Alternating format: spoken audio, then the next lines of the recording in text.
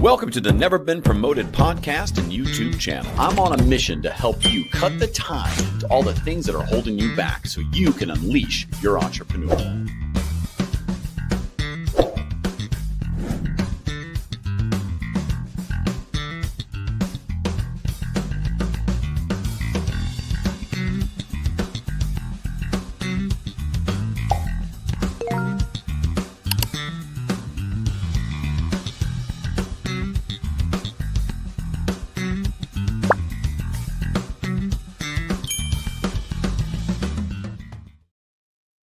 Hey, welcome to Never Been Promoted. Hi, I'm your host, Thomas Helfrich.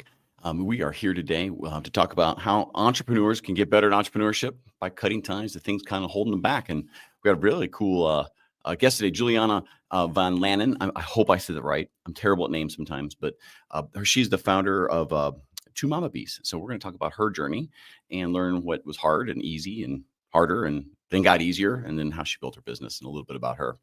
If you guys have never been here before, that is our mission. We want to help you get better at entrepreneurship. I want you to learn from other entrepreneurs because they're on that journey, and you might be one day too. And if you can learn one or two things from it, you'll be in good shape. I have a simple call to action. I always ask, just go to neverbeenpromoted.com. Check out the stuff. You can get to the YouTube channel, the podcast, all the cool articles of all the guests we've had. It's an easy place. But enough of that. Let's go ahead and bring Juliana on stage. Juliana, how are you doing today? Hi, good. How are you? I loved your intro.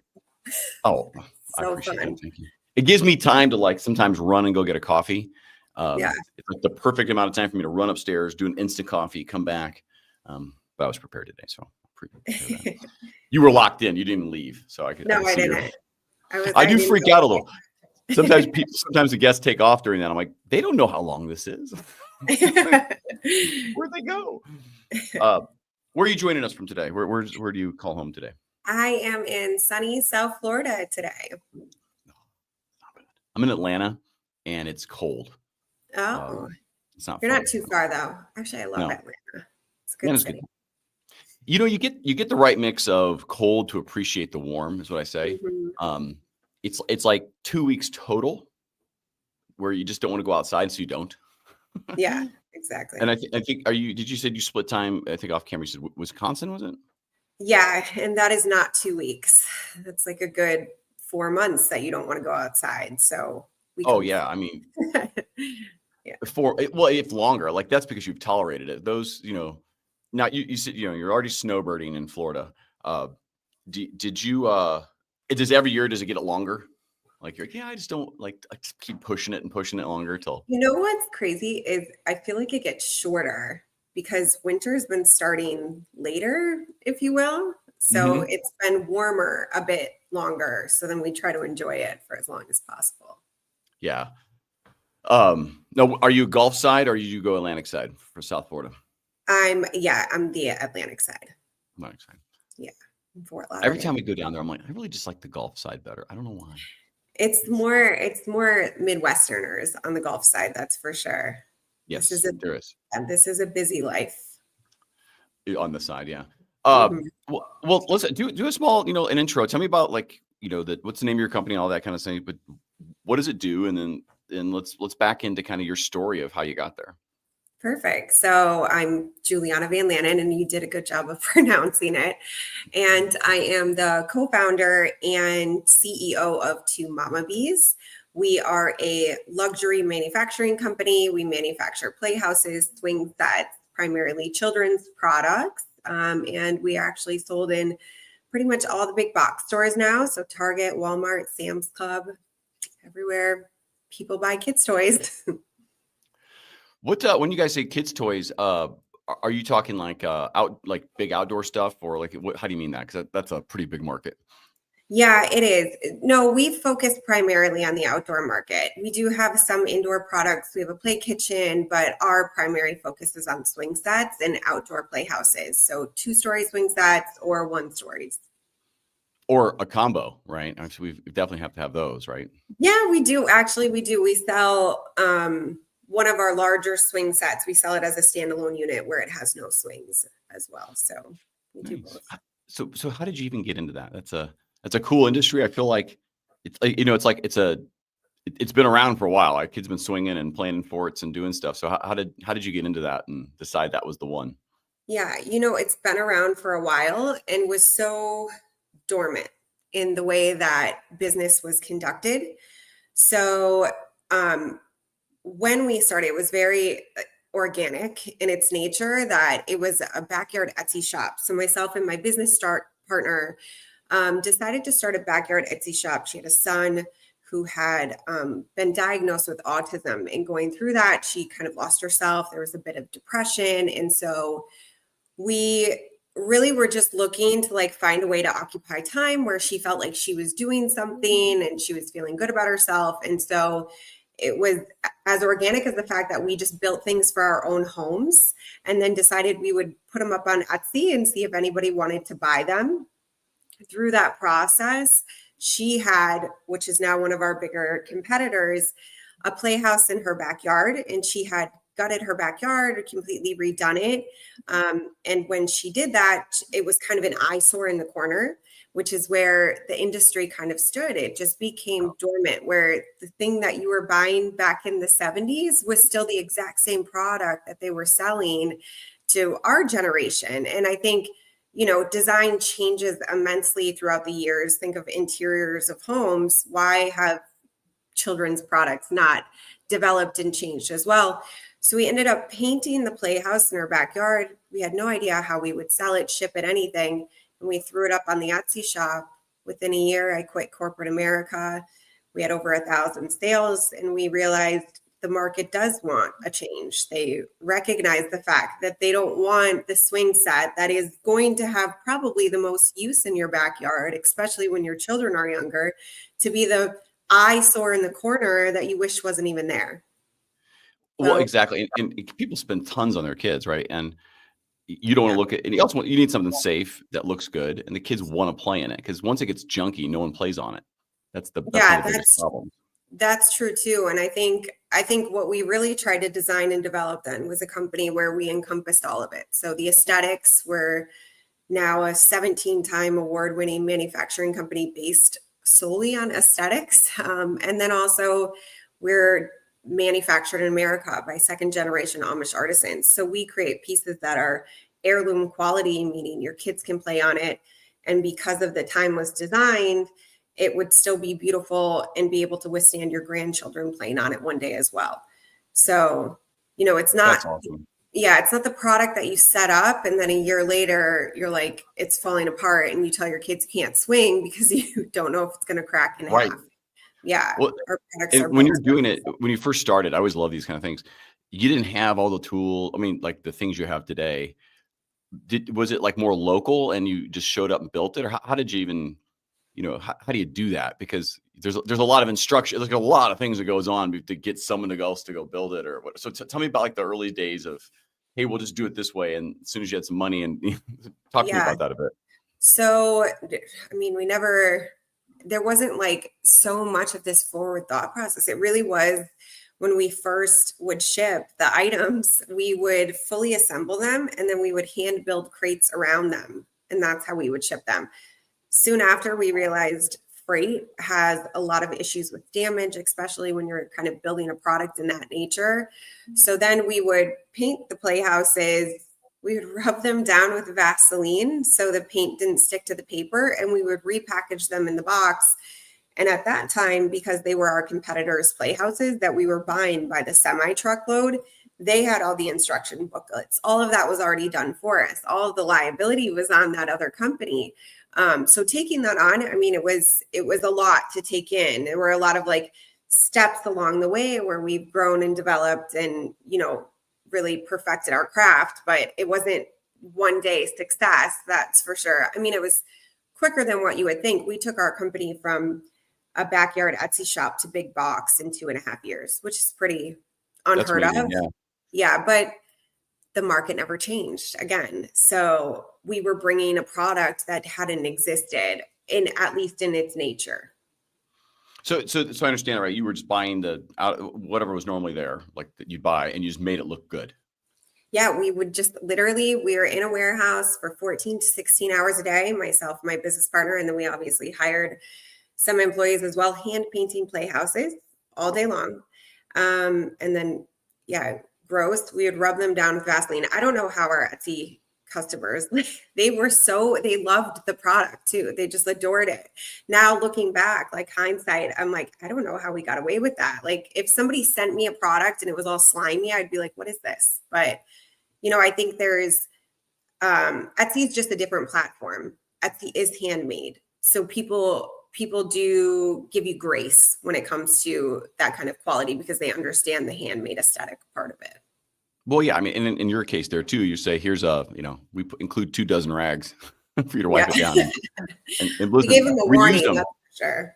Yeah, Yeah. reuse them. And I just think of like, I try to find, one of the things we want to do in the show is we want people to listen to come away with something of, could I do that?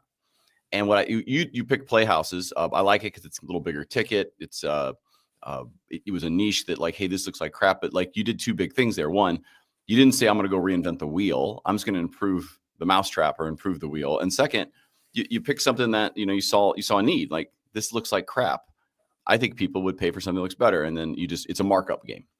Yeah. And I think if people think, okay, should people go jump in the Playhouse business? Probably not. Like seems like you got that there. They probably could. But the idea is you just started in a garage. You started in like, let's just try this. Let's see what happens. And even today, I think you probably today could take that same Playhouse and just be like, hey, put it through an AI machine, make it look pretty, and we'll just put it up there. See if everybody wants to buy it. Then we'll paint it. We don't even have to do it. Yeah, I mean, that is crazy because that really is how far technology has come in such a short period of time that you look at it. But yeah, it really was that organic. I remember when we first started, it was just window boxes and we were scared of the saw. Like we had the reciprocal saw, we went to turn it on and we both ran away. We're like, maybe we should rethink this. Like, but it was a lot of like just hard lessons and growth. And I don't really think there's anything that nobody could do. Like I honestly do believe it. If I could sit there and build window boxes when I didn't even know how to use a hammer, I think pretty much if you can put your mind to something and you're determined to make it work, yeah, you could definitely learn it and grow through it. What was your corporate role prior to that? I was the president of a global transportation technology company. So did you almost the same thing? Yeah. Well, did it help you in any way from a business standpoint or just knowing logistics or something? Like, did you draw upon any of your experience? Oh, absolutely. Absolutely. I think, I'm a mom. Actually, my oldest is going to be going to college this next year and she wants to go to nursing school, something well outside of my comfort zone. I can't even like look at blood, but she's focused on like how difficult the schooling is going to be. And I'm like, the schooling is going to be hard, but once you're doing it, the day-to-day aspects of it, it's like, it just becomes second nature. So yes, I started in that company in marketing and worked my way up. I've absolutely been able to translate a lot of what I was able to do at that company into how I now run Two Mama Bees. Every part of your life, if you're learning and growing, you should be able to utilize those tools, in other aspects. Yeah. Well, and I think sometimes it's a matter of there's a lot of good things that can happen. Like you got to draw upon things you've learned that you'd love to do well, don't want to do. And I think that's the big thing is understanding like where you're like, I just don't want to do that. Like I don't want a business that does this. I don't want to do that part of the business. But then you can go solve it. It's when I think a lot of people don't move forward because I think that's an easy one. I think people can say, I don't want to do this. I do want to do that. But it's when they have the unknown, and you're going to hit some of those when you go on your own, as you did, I'm sure. What you did was you said, let's just do it anyway. So, and the worst you'll do is close the shop, right? Like if no one buys it, easy. We have a pretty Playhouse. We'll go sell locally or put it on Craigslist or something, right? Like, but you weren't afraid of the unknown, and maybe talk about that a little bit because I can't imagine you weren't like, I have no idea what we're gonna do, let's just do it. And so that's the right model. But talk to me about how you overcame maybe the unknown fear. I do think at the time I had a safety net, right? So I was still working corporate America. It was such like a weekend job. It was like we'd get wine and play with big construction tools, really intelligent, right? But as the company grew and expanded, it did become the reality started to sink in a bit more. And there was a transition when I had to go to my corporate America job and say I'm leaving, which everyone was very shocked. And they're like, for an Etsy shop, like, what is she talking about? Right. But taking that leap of faith for me, it was a risk. And I didn't have a fallback plan. That is for sure. There was no safety net catching me. I am a single mom. I have 3 kids that depend on me. So I think betting on anything in life, I will always bet on myself. I know my work ethic. You know, at the end of the day, I know who I am as a human being. I know how I show up. I know how I showed up for a company that wasn't my own. So how do I think I'm going to show up for a company that's mine now, that I get to live my dream, that I'm inspired to wake up and do every day? There was nothing about preemption and prioritization technology that like got me raring to go out of the bed every day. I wasn't like, yay, can't wait to do it. You know what I mean? Like, it was a great job. It was a solid job. I know that we helped people. And so I could find ways to like analyze that. But was it mine and it was what I wanted to grow and develop? No. To Mama Bees is. I get to make decisions every day to better the company, even down to most recently, we're implementing our instruction booklets to be made out of seed paper. Sustainability is huge for me. I sit on sustainability committees. Like, I didn't even think that I would get that into sustainability until I was in it. And it's so interesting to me. And so finding ways to create a more sustainable company is something that I love to do. It interests me to a point that after I go to bed at night, I'll read a book on it instead of just watching a TV show. So yeah, I think everybody knows themselves. There are some people in life a lot of people in life that work better in a 9-to-5 position. But if you have like that drive and that will to create something, and you know that you have the willpower to really see it through, then I do think you should bet on yourself. You know, you have one life. We have literally one life to live. So absolutely. I love you did it. And how long has this been? So give me a time frame from, you said in 2.5 years you got the big box, but how long has it been since, saying I quit to, now? 2019, late 2019, we started the Etsy shop. October of 2021, we launched our own brand of products. We were in big box stores by late 2022, early 2023.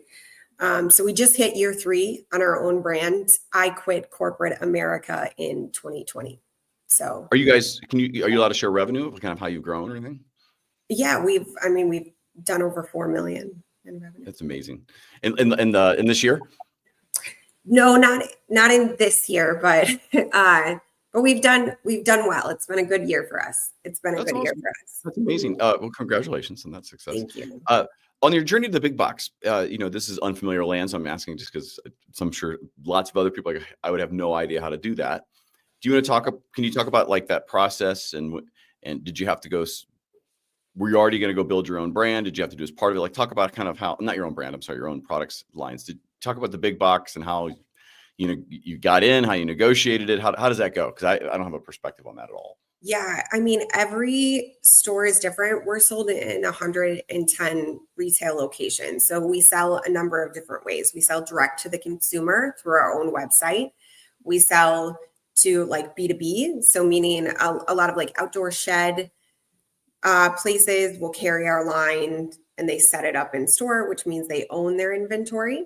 And then we sell online. DVS is what we call it in our world. And so primarily we are sold DVS, which means we're up on a website. So we're online, but not in store yet. In-store plays take a long time. Just to give you an example, Costco is buying right now for spring, summer of 2027, which means they've already bought everything else that they need up until that point. So it's crazy. Yeah, it's hard to find a niche in it, but they are so forward thinking. That being said, the conversations go differently every time. I'll give you one example because I do think that it's an incredible opportunity and probably not as many people know about it. Walmart has incentivized, I want to say it's $35 billion that they're putting towards domestic manufacturing. We are domestically manufactured. We're domestically manufactured and domestically sourced, and we give back in America. So the program is called Walmart Open Call. I say yes to everything. My business partner does not. She is like a hard pass on a lot of things. I say yes to everything. So we got an email from a business called Range Me, where you can actually set your products up online and buyers see your products. And so when this opportunity came, it was this Walmart Open Call. I submitted our products. I didn't even know what I was submitting our products for. Again, I had no idea what Walmart Open Call was. I just saw Walmart and thought that would be a great opportunity, especially with Sam's Club. And so in doing so, we got accepted. I don't even know how many applicants, thousands. I'm guessing between 5,000 and 10,000 applicants. They narrow it down and they have 200 to 300 people come. They fly them out to Bentonville, Arkansas, where their corporate headquarters are, and you pitch in front of a buyer. I mean, they do a lot of other things. It was an incredible experience. I can't say enough good things about Walmart and Sam's Club and what they do and how they treat their employees. We got to do a plant tour, and it is mind-blowing how they machine things and how the process works. It was very interesting. I love things like that. But from there, we got a deal with both Walmart and Sam's Club. But it really was extremely intimidating. Everybody had a pitch. The Rock was there with his tequila brand. He had a pitch the same way we did. There's nobody that's not immune to sitting in front of your buyer. Yes, they are intimidating people. You know, they're making choices for you that could change the entire trajectory of your life. And they did for us. They changed the trajectory of our company. I mean, it gives you it takes a whole new, and you guys probably could have stayed boutique and just hit the other, tractor shed, all the other places you could sell it. It's a harder build, right? I mean, this gets you on the map. Were you worried though, being carried on a Walmart on their online piece, or it would hurt brand? So the idea being, you guys seem like a more I look at it and think, oh, it's a higher end brand. I wouldn't expect to see that on Walmart ever. Costco, maybe Sam's, because they have a little bit, but not Walmart. So does that play into it, how your brand's perceived based on where you put your stuff? No, we're sold at Saks Fifth Avenue. I mean, and we're the only Playhouse company that Saks Fifth Avenue has ever carried.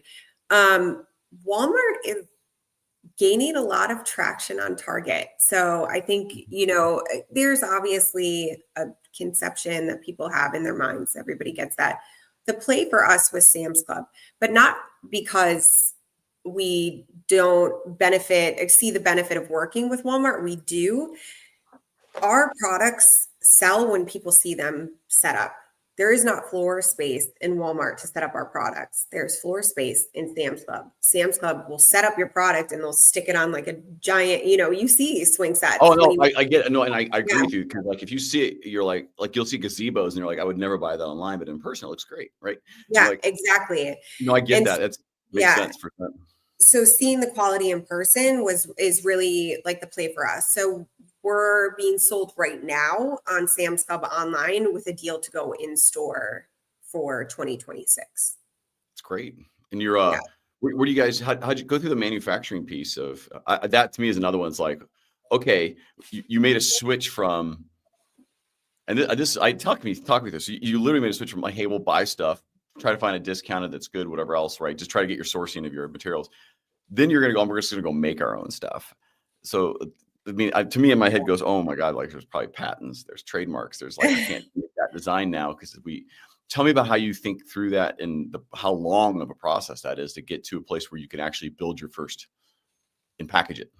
Yeah. So you can't patent a Playhouse, but we do have trademarks. And obviously you can't infringe on our design within a certain percentage. There's all these legal ramifications, but we do have trademarks. Our first run we did from overseas. So we actually had a boots on the ground in China, and we had a sample sent. That entire process from conception to completion, I would say took us about a year. So we started the Etsy shop and then we decided, okay, we're going to do this. in 2020 and had the product here, like in America, by October of 2021, which is when we started selling it. Now, mind you, that was COVID. So we went through a lot of hurdles along the way. 40-foot high Q, which are those giant shipping containers. We were originally quoted when we started this process, $5,000 to $8,000 for the shipping container. We paid $38,000 per shipping container, and we had to bring over 6 of them. Let's make it local. Yeah, and you couldn't change your mind about it at that point. The product was already built. We were already committed to it, so we're like, okay, we're 2 feet in it. We're doing this. But this is again where owning your own company and being able to make your own decisions for me is so invaluable. So although we were happy with the product, the consistent quality wasn't there. It wasn't, and it didn't tell the brand story that I wanted to tell, so year one, we did sell through our inventory that we brought. We moved all manufacturing to America. And so it was a big year. I mean, a lot of companies probably would have gone under, and we still turned a profit. That's awesome. How did you pick the local, like, so to speak, the US one? Like, is a different process? Is it more relationship based? Was it still like you needed them to source all the materials for it? Like, tell me about, I don't know anything about manufacturing, so I'm asking just because I'm sure lots of people listening will be like, I have no idea how I'd even do this. So how do you go pick a China sounds dreadful, because I feel like for sure anything I'd put there is going to be on, like, Alibaba 6 months later, and every color manageable and exactly the same product. And there's nothing you can do about it. And so US manufactured, this gives you an edge, because people will say, you know what, it's a one-time buy in my life. I might as well buy this one. And if you're buying it from Alibaba, I'm sorry, you're not getting the same quality. I think people understand that too. Even with our competitors, they understand the quality that they're gonna obtain. So it was very, again, organic. I think I read a lot. I watch a lot of podcasts. We were named Women Entrepreneurs of the Year by the Tot in very early 2022. The Tot was a huge online retail place. It was like organic products. So all of our products are low VOC. Like, we went through all the steps to make sure that everything, like no PFAs, and everything is non-plastic as much as possible, except for like the swing seats and the slide itself. And so we were named Women Entrepreneurs of the Year next to like 6 other women owned companies. And so I was reading their bios, and there was one in particular, a company that I had purchased one of their products for my own children to play with. And I was amazed by the quality. The quality stood out to me. Also, just the craftsmanship as a whole. And then the fact that almost the entire unit was pre-assembled. You could tell it wasn't from China, because I didn't have to really do any assembly, which is one thing with our products as well. Even our Rain 2-story playhouse, which is our largest swing set, takes 1.5 to 2 hours to build. Our competitors of the same size take 8 to 10 hours to build. So that's domestic manufacturing at its finest, right? That's how we make sure that we are reinventing the wheel, because we're creating ease of assembly. We're creating all the elevated experience for our customers. Does it like show up on a forklift truck and they bring it, or how does that work? In a box. It's it's a big box, but it just comes in a box. They're on a pallet too. So we ship a number of different ways. For a big box, we have to ship small parcels. So that's broken down to a couple boxes, but so I was reading through the bios, and the one particular bio, she had mentioned in it that she was previously manufactured by Amish artisans out of Pennsylvania. And she brought all of her manufacturing in-house. And I was like, wow, that means that her manufacturer needs some business. So I don't know if you know how many Amish manufacturers there are in Pennsylvania, but there's about 72 hours worth of phone calls. And I literally, like, just on the phone book, called and hung up. A lot of them didn't answer. And I was like, did you manufacture for the company? No, click. And when the gentleman answered the phone and said, yes, I did, I said, I'll be on a flight tomorrow. And I was. I was on a flight the very next day. And since then, we have built such an incredible relationship with our manufacturing team that they have actually reinvested in us and created their own Two Mama Bees manufacturing facility. So now we have 4 manufacturers that manufacture solely for Two Mama Bees. That's awesome. That's good. Mhm. I Yeah. love that. What I hear there's hard work, tenacity, and just get it done. You didn't say, oh, I should call or write like let's just pick up the phone, call. I'm glad they had phones. I'm not sure that was I was gonna ask like, can you actually call someone in the They Amish world? do. They do. It's much like a facility that you would think you would see. It's just the way that the power is sourced. So our facilities, we actually just won a Stevie Awards. We won Building Sustainable Supply Chains for the Stevie Awards Women in Business, based on our manufacturing process and everything that we do and put into it. And so they are run by solar panel generators, and they are allowed to have forklifts because they're run with propane. So it is interesting. I find it interesting as well.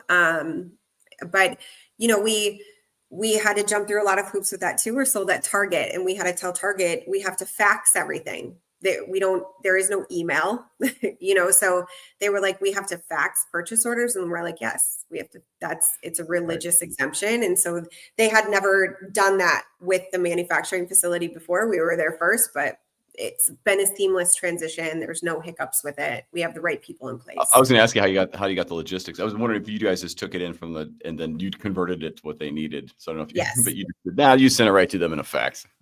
Yeah. Yeah. No, I wouldn't even know what to do with a fax at this point. Yeah, they were set up to handle a lot, to not handle all of the business that we've now been able to give them, and then the future business. And so that's been a lot of growth along the way. But they're like family to us. When I go to Pennsylvania, which I do quite often, I mean, I'll stay at their home. Like we're all in this together. So do you have to put the outfit on, like the little bonnet thing? I would if they wanted me to. They don't ever offer. Hey guys, if you're listening to this, first of all, yell at your kids because you're not supposed to be. Second, one of the guys that's coming on the show, and I met him at the Blocks, this entrepreneurial reality show I was on. I was on the Blocks.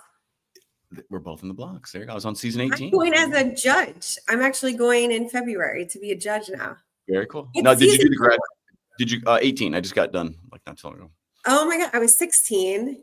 Yes, and mine hasn't aired yet, but I won most valuable company. Nice, very good. I can't disclose. I will say I won my pot or got second every time. Good job. And the one of the first ones I did win, the people who may have held the red shirts the entire show, I beat them. That's all I know. So I got my Coke can on the stage. I have a red shirt for a couple of days in there too. Oh my gosh. I don't have one. I never got one. The same. Oh my gosh. It didn't go with any of my outfits. Hopefully it looks cute on film. I just wore the same outfit today, just so because I just got the email 2 days ago for them asking me to come back to be a judge. I cannot say enough good things about the Blocks. It was great. Anybody that I meet. Yeah. I actually opened another business with 2 of the people that I met from my season. We own a VA, virtual assistants, and BPO in Belize now together as well. Nice. That's great. Listen, so I think that's how we connected too, is through I think a post I put to interview interesting entrepreneurs, and it's it's the simplest marketing technique for me is just a Post-it. So just write something on it and hold it up to the camera. It's easy. That being said, like one of the guys there, he builds barns, and so he grew up Amish. I don't know if escaped is the right word, but he's no longer in the Amish community, and he builds barns, and he has video of him building a barn by himself in like a week. Gosh. And I'm like, and he's like probably $130. And I'm like, this guy is like as strong get. And it's like, he's such a cool dude. So anyway, so congratulations on most valuable company. I agree that you're going to keep going. Thank you. Exit strategy. Are you thinking get big box exit, let some private equity take it and you ruin it and you go do it again? Yep. Oh, cool. Perfect. That's the plan. Executing on it now. Very good. So, obviously big box stores aren't probably not watching this, but there might be a business owner or two that owns like, the local, Ace Hardware or whatever, who it's kind of shameless plug time, right? Who could you help give them a better line of product or something unique that gives them an advantage to get people into the stores, because if someone goes there and buys like the the playhouse and stuff like that, they're likely going to need some stuff, new drill bits, things like so. Who should get a hold of you is probably the question. Yeah, I mean, really anybody in the retail space. I think I told you we're sold in 110 retail locations, primarily online. There were a couple that really gave us a shot when we first kind of put our brand out there. And so I don't say no often at all. I love to give people the opportunity to grow and follow their own dreams too. So if you're selling products online that would align with us, which, a lot of people do sell online products, of course, yes, I could see hardware stores being a place where we would sell our products. Lowe's and Home Depot are ones that we're having conversations with. But, if you have a dream and you're just going to start doing some kind of e-commerce, you can always call us. We love to give those small mom and pops. A lot of times it's like the moms that call and they're like, I just want to do something. And I was like, so did we, Right. So did we. So, I mean, like, I think, like, especially if you have someone who's like, hey, they're making margin, no inventory, and you're handling everything else, returns, whatever, whatever else is there. Give you a call, be like, hey, listen, you make this much margin every time you sell it. And it's like to me, that's an easy no-brainer business if you know how to run ads or have the ability to place something. So, communities want to buy it. And I think it's a good way to get started, I think, from a business. Yeah, I completely agree. If you know how to run ads, like there's money to be made in e-commerce. That's for sure. It's where everything seems to be going. Well, it grows every year. What about the future? So you said you already have another business. You say yes to everything. So do you have these times you get the entrepreneurial ADD creeps in too much, and you're like, I got to pull that back? I mean, I definitely have ADD. Don't we all? I have to tell my kids that all the time. They'll be like, I have ADD. And I'm like, you and the rest of the world. Okay. All of us do. But yeah, I run a couple other businesses. I love to grow things. I love to watch things grow, but Two Mama Bees is my main priority. It is my fourth baby. It is the love of my life. And growing it is so fun. It really has grown me as a person, as a mom, as an entrepreneur, as all of the things.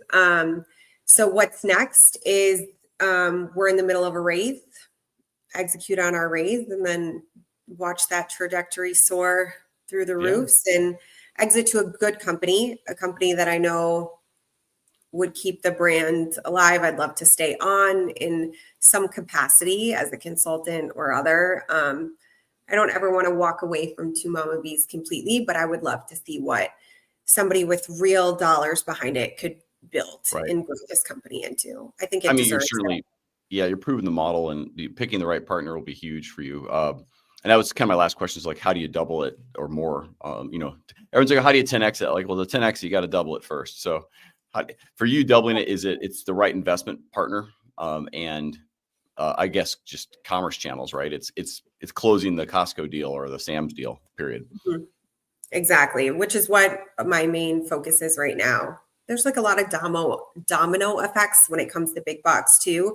When one of them sees you doing it, the other ones all get jealous and they're like, we want it too. And so, if you're able to find a product and you can make it fit, then yeah, you can grow it if you just have tenacity, determination, and a relentless will to survive all the really hard conversations. No sleep. Well, is there a bigger competitors to you that could buy you as well as part of this journey? Yeah. We have some really big players in our market. Spin Master is huge. They bought Melissa and Doug for right under $1 billion. Oceanic is huge. There's a few. Melissa and Doug is a big brand. For some just to up and buy them for around $1 billion. They sold at an 18-time multiple. Yeah, you'll take that. Someone gives you 18 multiple right now. Do you take it today? Yes. No. Oh, I know where we're going. I know where we're going, and it'll be a way bigger number than what I would get today. So it's always the question, how much is enough, right? Someone goes, here's $100 million check, and you get 50% of it because you got a partner. She says, no, I want $1 billion. I would hard pass it. I really would. See, look at you. Don't say yes to everything. All right, that's all I was getting to. I mean, I know how to use the calculator, and I know I'm the one who sits in on the conversations, right? So I know where we're going. That's where the hard no partner goes, yes, now. Yes. She says yes to those things. That is for sure. That's what I was going to ask. I was just trying to set you up. She says no to the podcast stuff. She's very shy. She's very like, that's okay. She didn't go on the blocks with me. I brought my director of marketing. So yeah, we don't want people to suck on the show. So like, for you to get invited in to cut the tie, the community there, you can't suck on the show is my rule. No one has yet. There's been one person I'm pretty sure might have been a serial killer, but we're not going to talk about him. That's why we pre-screen everyone now. True story. Oh my gosh, that's funny. Yes. Very cool. Listen, if there was a question today I should have asked you, but I didn't, what would that question have been? Like what would be my book recommendation for running a company? What is your book? That's a good one. Mine is, now I'm going to butcher the name and I definitely don't know that. Building Healthy Habits. It's like an emotional intelligence. It's kind of like remember those books when we were kids and they were the choose your own adventure where you would pick a different chapter. So you take a test at the beginning and then you don't start at chapter 1. It'll be like chapter 39. You really need to focus on that one. You can build a habit in 30 days. And it gives you a lot of like the history on emotional intelligence versus your IQ. So your EQ versus your IQ, and your EQ is actually, you see higher grossing CEOs, more successful CEOs typically have a higher EQ than an IQ. So I think it's just a way to help form better habits, if you will, on how to also communicate effectively with people that are, I communicate with people all day who don't think the way that I think. That's for sure. I have Amish manufacturers. So yeah. Well, what's the name of that again? So I'll do a small Google search while we're talking here. What is it? Okay. I could have probably Googled it too. Healthy Habits, Emotional Intelligence. Habits, Emotional Intelligence. Yeah. Emotional. See, this is the power of a podcast that's live. We can just do this. See if we can find it. All right. Yeah. It's kind of like one of those ones that I reference on a regular basis. Sometimes I'll just like randomly take the test again to be like, what am I lacking this month? Is it a black book with gold lettering, Emotional Intelligence Habits by Dr. Travis Bradberry? Okay. Yes. Travis Bradberry. It's a great book. It's not on sale, but you can get it. I'll tell you right now. Sorry, guys. It's okay. Well, and she doesn't affiliate. She just says that was an offered thing. It was not set up. So it's not her business. She's just I'm not getting paid for this. Although, maybe I should call him because I have talked about it on 1 or 2 podcasts now. Maybe you should call you and just send you the check. That's what At least reimburse me for the book. Right? Give you a free offer copy. Juliana, thank you so much for coming on. This is a fantastic story. And truly, like from the ad that I ran of an interesting entrepreneurial story, this is one. So thank you for sharing it with us. Thank you so much. Thanks for having me. I appreciate it. I'm going to put you in the periwinkle room. I'll be right back with you, but thank you. Thank you, Juliana. Thank you so much for coming on today. Listen, a great story. I love when people find something, they go do it. And we didn't dive in it too deep, but that motion from, hey, by the way, I'm going to quit my president job that I make good money at, that's secure and I still like, but this is better and I'm not sure. That takes guts. I mean, that's knowing what you want, not being afraid of it. And that's really admirable. So good for you, Juliana, for doing that. And it's very inspiring for anyone, and especially young women out there. As somebody has 2 daughters, I'll tell you, that's I like to see that. Get out there, go do it. Until we meet again, I want you to get out there, go cut a tie to something holding you back, and go unleash your entrepreneur. Thanks.